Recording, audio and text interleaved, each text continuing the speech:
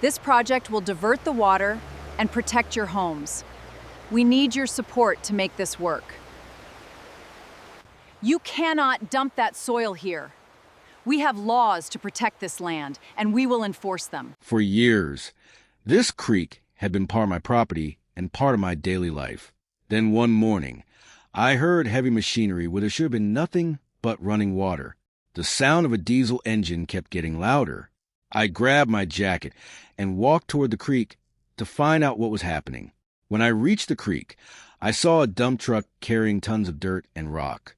And then I noticed the HOA logo painted across its side. Then the first load of dirt dropped directly into the creek. The clear water turned brown within seconds. I asked Karen who authorized them to fill a natural waterway crossing my property. She simply said the HOA had approved the project.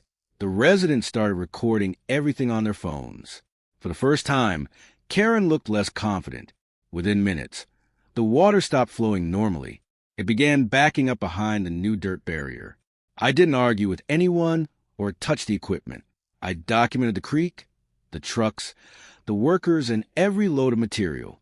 By afternoon, the block creek was looking for another path. Unfortunately for the HOA, that path led toward their own neighborhood. Water began collecting along the neighborhood streets.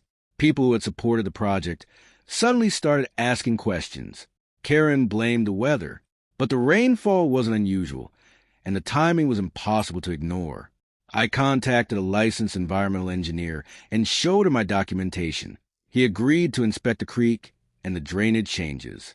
The engineer spent hours measuring the creek and examining the altered channel. Then he showed me exactly why the water was backing up. The obstruction had reduced the creek's natural flow capacity. The water was being forced toward areas that were never designed to handle it. The engineer put his findings in writing. The report documented the altered drainage pattern and recommended restoring the creek's natural channel. I brought the report to the HOA board meeting. The residents compared the report with what they had seen outside. The room became noticeably quieter. The board finally agreed to commission a proper review of the project. That review raised an even bigger problem. The original work had not been properly coordinated. A notice went out to every homeowner. The neighborhood would now have to deal with the cost of correcting the drainage problem. The solution wasn't dramatic revenge.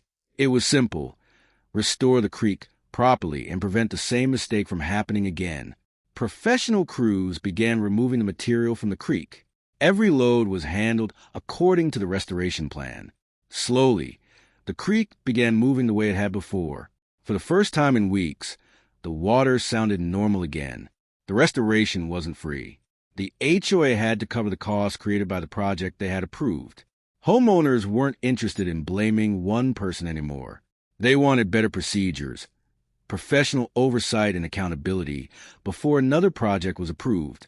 The creek eventually returned to its natural flow, and my property looked the way it had before the HOA ever touched it. Karen's project had started as an attempt to control the creek. Instead, it forced the entire neighborhood to confront how important proper planning really was. I never wanted the neighborhood to suffer. I only wanted the creek on my property to be respected and protected properly. The creek was flowing again. The neighborhood had learned its lesson, and the rules were finally being followed.